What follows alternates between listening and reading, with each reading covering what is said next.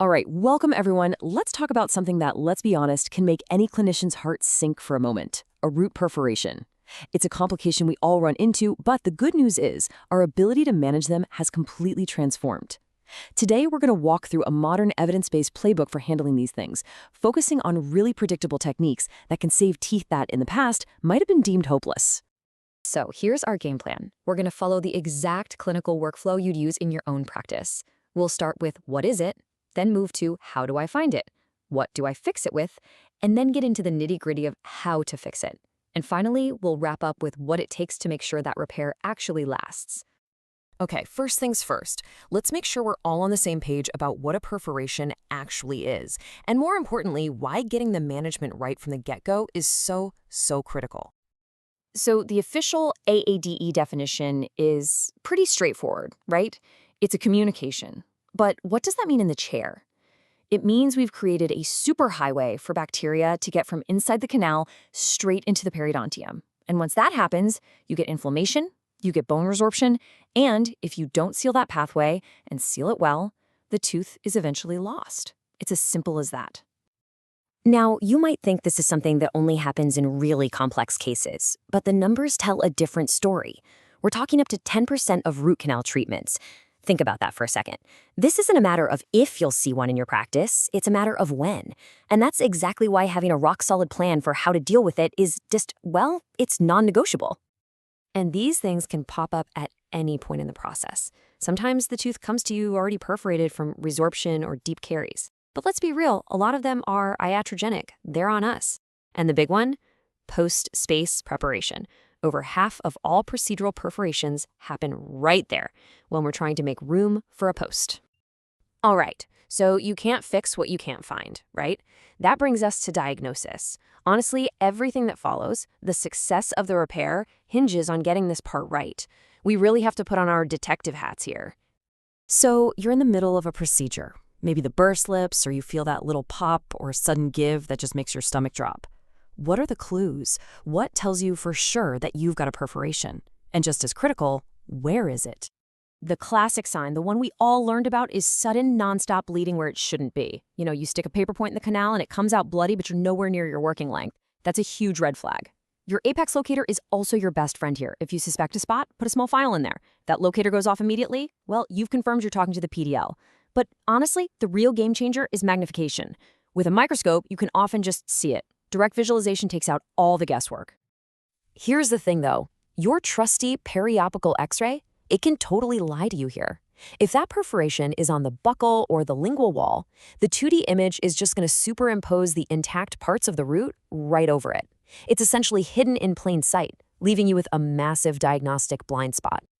And this is exactly why cone beam CT is now the absolute gold standard for these cases. It just eliminates all the guesswork. A small, limited field of view scan gives you a perfect 3D roadmap. You know the exact location, the size, and, crucially, its relationship to the crustal bone. This isn't just about finding the perf. It's about planning your repair with a level of confidence we just couldn't have before.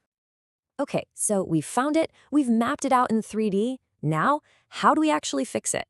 This is where things get really exciting, because the materials we have today have completely changed the prognosis for these teeth. Think about the old days. We used things like amalgam, IRM, ZOE. We were basically just trying to plug a hole, right? The problem was, these materials weren't just passive plugs. Many were cytotoxic and would just sit there, causing chronic inflammation. The whole game changed with the arrival of bioactive cements, and the one that started it all, of course, was mineral trioxide aggregate, MTA. So why is MTA so different? Well, it's not just a plug, it's more like a bioactive scaffold. Get this, it's hydrophilic, which means it actually likes moisture. It uses the blood and fluids at the defect site to set, which is perfect for our clinical reality. But here's the magic. It doesn't just seal the hole. It's so biocompatible that it actively encourages the body to heal. We're talking regeneration of cementum and the periodontal ligament. It's literally creating the perfect environment for the body to repair itself. And that's why we see success rates north of 80% with this stuff. So, okay, we've got this amazing material, but just having it isn't enough. Knowing how to place it is absolutely everything. You can't just use one technique for every situation. The location of the perforation completely dictates your approach. Let's start with a furcal perforation. This one's pretty direct. First, you clean everything up, the canals, the defect site itself. Then, you absolutely have to get hemostasis. This is key. You can use pressure with a collagen plug, that works great. Just whatever you do, stay away from things like ferric sulfate. It seems like a quick fix, but it's caustic. It'll cause a chemical burn and wreck the healing potential of the bone in PDL. Now, if you have a big perf with some bone loss, you'll want to place a barrier first, like a resorbable collagen matrix. This keeps you from pushing a bunch of MTA out into the furcation. After that, you just deliver your MTA, gently condense it, cover it with a moist cotton pellet to help it set, and pop in a temporary. Okay, what about a strip perforation in the middle third of the root? The big challenge here is fixing the hole without plugging up the actual canal. There's a really elegant solution for this called the space maintainer technique. Here's how it works. First, you finish preparing the canal apical to the perforation. Then, you fit a gutta percha cone that goes past the defect, right to your working length. This cone acts like a wall, keeping the main canal open. Now you can pack your MTA right into the perforation using the cone as a backstop. You let the MTA set, then come back, pull out the gutta percha cone, and what do you have? A sealed perf and a wide open canal ready for obturation. It's a fantastic technique. Now we get to the really tough one, apical third perforations. These are, without a doubt, the most technically demanding. You have terrible visibility, and controlling the material is a huge challenge. If you can still get down the original canal, the idea is to create an apical plug of MTA, but trying to condense that without pushing it all out the end, it's incredibly difficult. If the perf is tiny, maybe, just maybe, a really well-condensed gutta percha fill could work, but that seal is way less predictable. To be honest, a lot of these cases, if you can't be 100% sure you got a good non-surgical seal, are probably going to end up needing surgery with a retro prep and fill. Look, getting that MTA in there perfectly feels like a huge win, and it is, but the job is not over. Not by a long shot. Whether that tooth actually survives long-term comes down to a few final, absolutely critical factors. When you boil it all down, a predictable outcome really rests on these 4 pillars. Number 1, magnification. You have to see it to treat it, period. Number 2, material choice.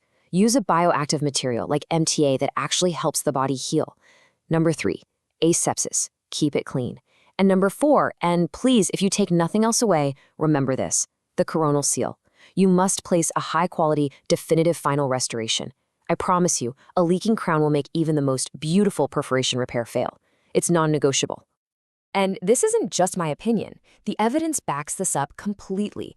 Success here isn't about some secret trick or a single magic bullet. It's about being meticulous and following a series of proven steps, all the way from your initial diagnosis right through to cementing that final crown.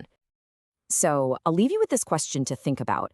When you combine our modern tools, things like CBCT for diagnosis, amazing biocompatible materials like MTA, and the precision we get from microscope-guided techniques, hasn't this once dreaded complication become something else? Instead of being a reason for extraction, it's really become a manageable, predictable clinical challenge. We can now save teeth that, not too long ago, we would have been forced to condemn.